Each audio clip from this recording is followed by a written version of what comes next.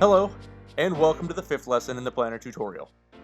In this lesson, I will show you how to take AR enhanced photos, set a main project photo, and annotate photos in the app. When you have completed all of your measurements, and before you save your room, you will need to take a few photos of your space. To take photos, simply locate and tap the camera button just to the left of our large capture button. Continue to move around the room and take as many photos as you will need.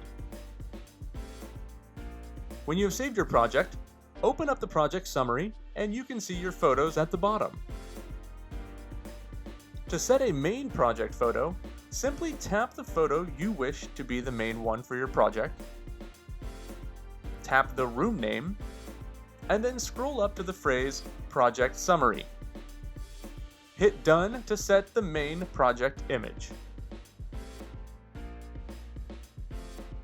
To annotate and add notes to the photos you've taken, simply tap the photo you wish to annotate, and, just as we did with the damage annotation, you can either type or use voice to text to annotate accordingly.